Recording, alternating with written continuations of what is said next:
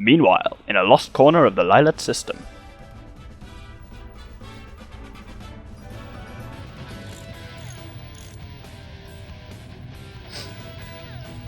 That should be it, Rob.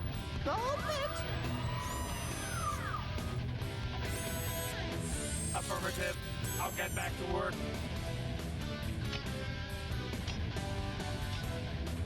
Hey, Fox! Isn't this music getting on your nerves? I'm trying to work on my maps. Okay, old timer.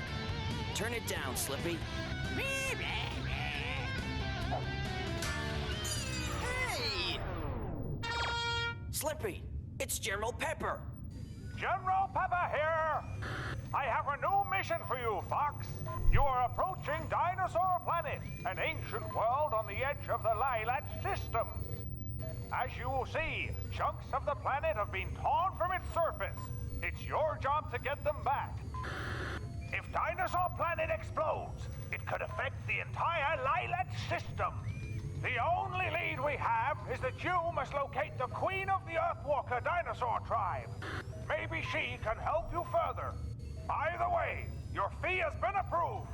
If you are successful, then the money will be forwarded to you immediately. Pepper out! You heard the General. Let's do it.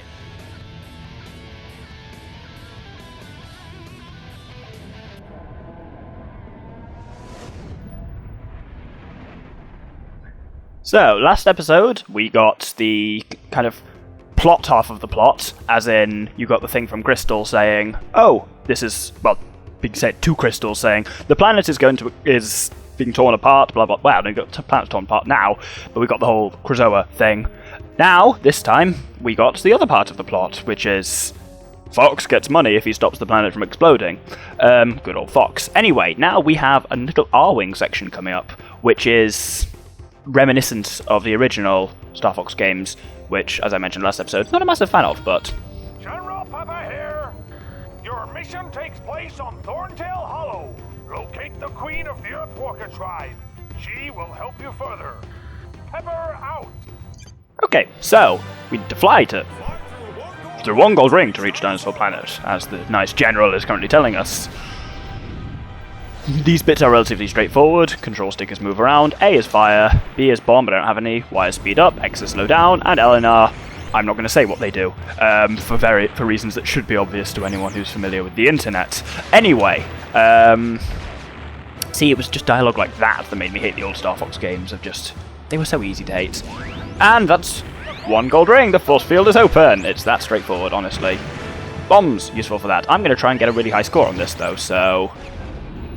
This is a different memory card to my usual one, so it's not going to have my actual real scores to compare to, but... As I say, I've played this game a lot. It was my first game I owned for the GameCube ever. Yeah, when we got a GameCube, we only got 3 games with it. I got this, my brother got Super Monkey Ball, and we got Melee, Smash Bros. Melee, shared. So this was mine, and it's the game I've played the most as well, because I had a Game Boy before it, but GameCube was my first, main console. So this is my first real console game, because I never had an N64. Anyway, the force field is down. It's straight to the left, I think he says there, Slippy out. Okay, 995 points for the Doctor. That's not bad, and all 10 rings. Nice.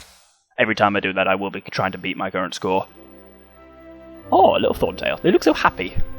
Those are Thorntails, also known as... I want to say they look more like ankylosaurs than anything else.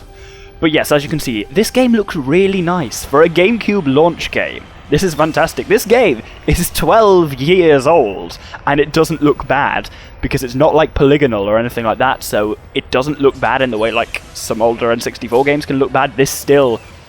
It's not the height of graphical amazingness, but this still looks good today. I'm hoping... I've got a new capture card, you might have noticed. So I'm hoping this capture card can do it justice. Great flying, Fox! For a moment I thought you weren't gonna make it. Very funny, sir. I know. Now, on to business. By pressing the start button, you will open your communicator. Choose who you wish to speak to, and then press the A button to contact By opening the menu, you will break the fourth wall. Each team member will give you different information.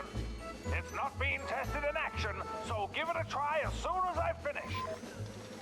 And don't forget forget, you're looking for the Queen Earthwalker. Try talking to those Thorntail guys. Slippy is preparing a translator device, but until it's ready, he'll translate for you. Okay, General. But what about a weapon? Why couldn't I bring my blaster? It's always the same with you, Fox. Shoot first, ask questions later. This mission is about saving the planet, not blowing it up. It requires a different tactic. Try using your head. Yeah, very funny, sir. Fox out. So, save the planet, don't blow it up. But we need a weapon. Fortunately, there is one literally right here. This is, let's have a look, this is Crystal Staff, a weapon of magical power, because if you recall, she dropped it right at the beginning of the first scene when she was hit by a thing. So, without further ado, another cutscene, enjoy!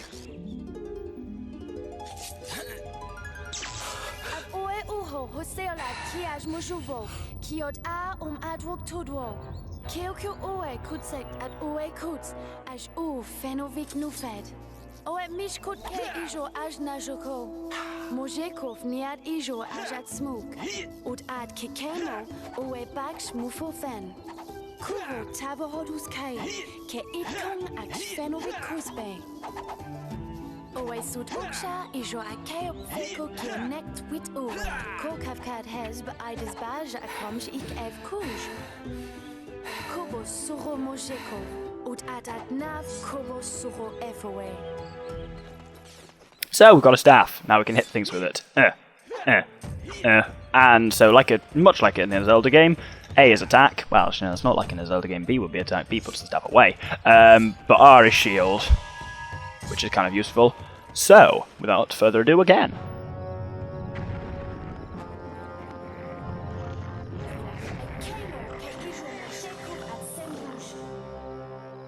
Say hello to the Sharpclaw. These are Scales as bitches. So general sales alarm, it says there. So when you draw your staff, it kind of takes you into combat and focuses you on one specifically with his health above. R again makes a shield, which is pretty much impermeable. So all you do is basically just use A at the right time. You can kind of do some slightly different tactics, like if I hold left, for example, while doing it, you do a slightly different style of attack. If I hold down, you do a really crazy attack. I call it the Windmill of Death! Oh, don't interrupt my Windmill of Death, you little shites. Oh, that's not working. Oh, that's no fun. Oh, you can do that as well if you roll. Slap. Ow. Anyway, sorry. Combat's normally pretty quickish in this. Depends on the enemy you're against, actually, but against basic Sharpclaw like this, it's pretty straightforward. Windmill of Death? Nope. Not much I can say. It's slightly more interesting combat than a normal Zelda game, because there's a bit more you can do rather than just kind of like hammering B, and you don't have to L target, it kind of does that automatically for you.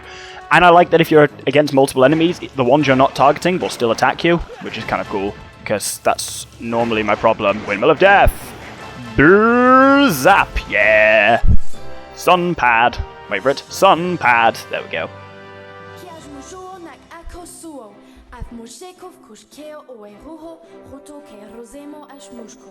Roveo Kiyoshi Frusemshe Owe Ent, Owe Mishkut Keiju Vukat Soki Hei Owe Kuts. Vekanat Suk, Utujelo Ruka Ujuduk. So, that opened a cave, of course, and revealed a sun pad. And we need to feel the call of our staff. Well, Crystal staff, but it's kind of our stuff now. Oh, some more lovely music here as well. God, I love the music in this game. It's so fantastically good. But now, when we get near this, oh! You can't feel it, but my staff is glowing green and my controller is rumbling like mad. So, cavern, through which we fall through the roof and land really gracefully somehow. There's a kind of anti-grav lift there. You'll notice that with this game, the level of technological advancement is very unclear. Oh, what's happening here? Have I not got one of these yet? Okay, this is a staff energy gem. You picked up a staff energy gem. They come in many different values and are used to power the staff upgrades. What staff upgrades, I hear you ask? Well, thank you for asking, viewer. These staff upgrades. Zap. Zap. Zap. Zap. Zap. Zappy. Zappy. Zappy. Zappy. Zappy. Zap. Yay, you have collected your first staff upgrade, the Fire Blaster. With the power from the staff energy crystals, it can be used for many tasks. Move the C menu and highlight the upgrade and press A to use it. If you want to use it quickly, assign it to Y for instant access. So yeah, I was talking about this menu. You've kind of got items in that one, something else in that one, and now this one has staff powers. So, if you press Y, it assigns it to Y, and you will notice for the entire game, I will pretty much... The Fire Blaster is the most widely used power-up, so I will almost always have it on Y. It's the energy meter you can see is underneath the Foxometer. Foxometer, the health meter, you fool. Where's... Okay, so that's what these little sun pads do. You shoot them with... Oh my god. I've forgotten how arse it was to aim with the Fire Blaster, because it automatically centers. If you hold left, it automatically brings back to the side, and it's inverted y-axis, meaning you have to hold up to go down and down to go up, which I hate so much. It just, I don't know, it's not that bad as a thing, I know, but I just can never get my head around it. Every time I'll press up and be like, oh no, you pressed up, meaning down. Oh god, there's a laughing bird. Laughing bird. I see you there. I should kill two of them with the same shot. Shit, son, I think I did. That was awesome. So, if you talk to the Thorntails at the moment, they just kind of talk in text, because that's Slippy translating at the moment, because everyone is still talking in Saurian, but they couldn't be asked to record voice acting for all of this, which is probably a bit of a... It's nice to have a bit of a rest from Saurian. There's a lot of it in this game. Well, until Slippy finishes the translator, which is very soon. Anyway, let's take out this sun pad, and the door opens. Something important is probably down here, don't you think? Is anybody there? Are you okay? My name is Fox McCloud, and you must be the Queen Earthwalker. No lorud no kadu, ve uwe, Moshe, Prince Tricky Keog Roots of Kehod Rokio Sharp Claws, Ut Kubod Ki Ice Mountain. Did you get that, Slippy? You've got to go to the Ice Mountain and rescue her son, the Prince Tricky. Nice name. Okay, lady, I'll bring your son back to you. Can you give me some directions? Those aren't directions.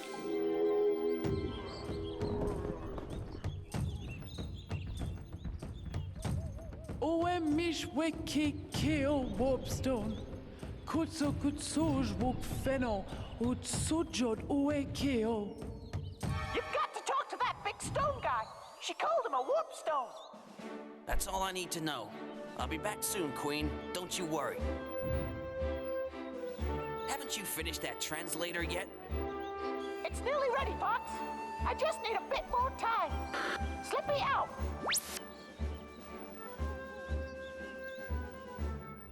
If any of you watched my last Let's Play of Super Luigi Galaxy, you'll now see what I was talking about then when I said that the next LP I plan to do, this, was much more plot-driven. As in, so far it's been almost entirely plot, with very little gameplay in between. But we get a slight... Oh no, we've got another bit of plot now.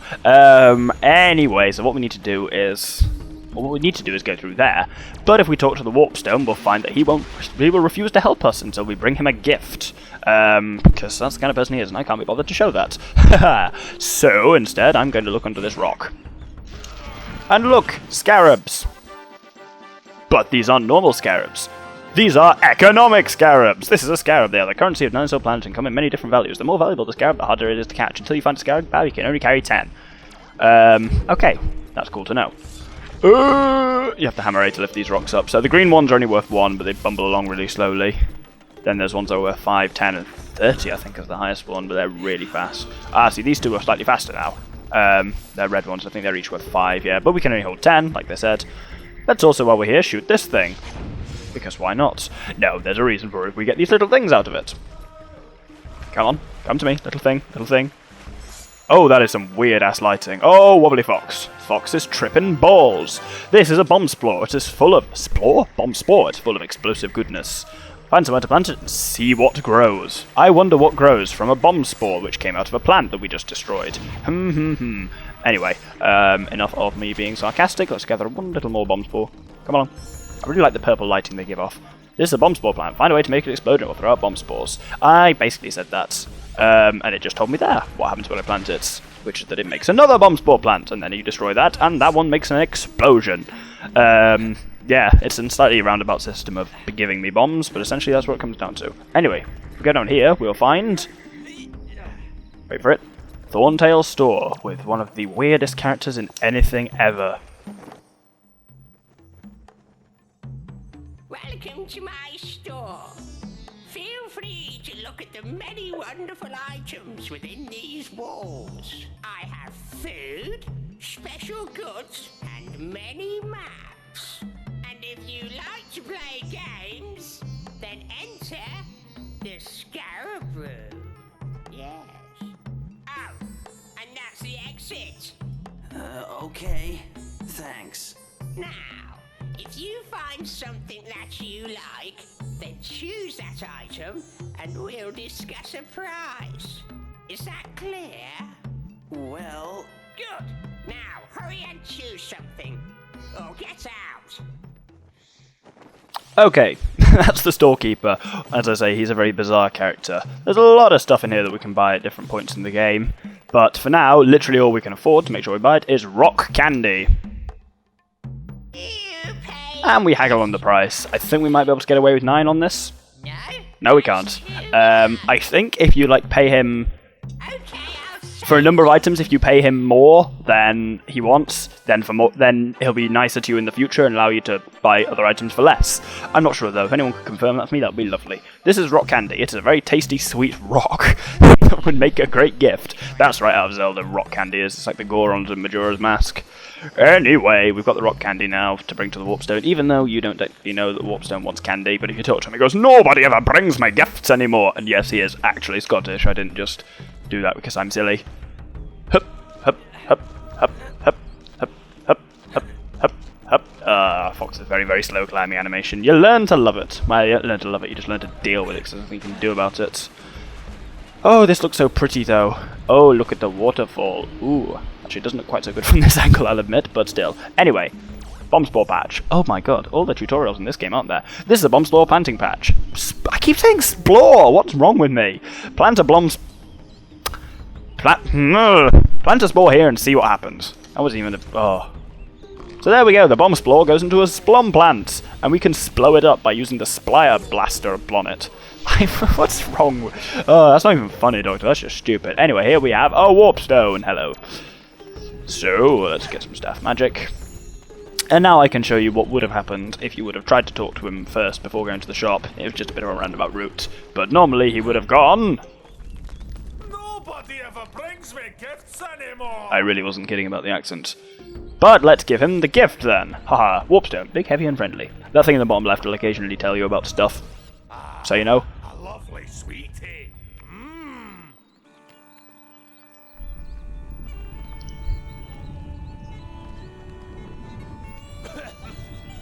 Who dares bother the mighty warpstone? 1,000 years I've been left alone to rest. This is just so rare, it's unbelievable. What do you want?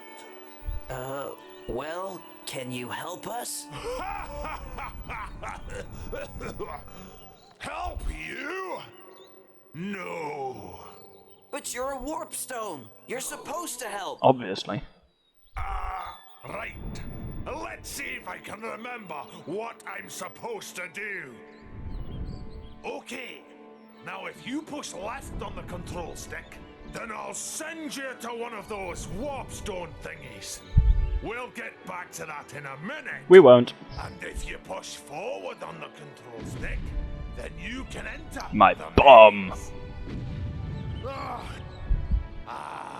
Now this one's a bit special. When you have collected a Krazoa spirit, then push right on the control stick. When you have done some metagaming, then press right on the control stick. Krazoa Palace. Now, you know what I do. So hurry up and make a choice. If not, then press B so I can get back to sleep. That little blink.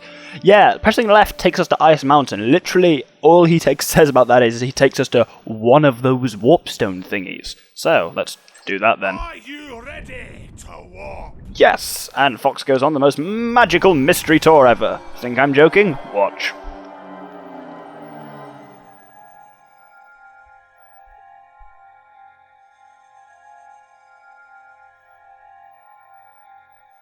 Yeah, warping is a strange affair on this game. That happens, you go on a completely wild trip.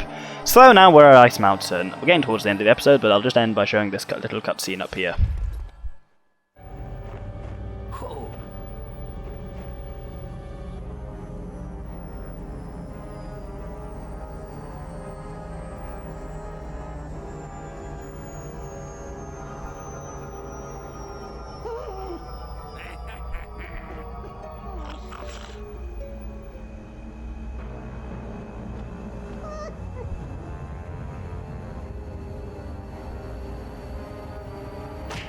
Ouch.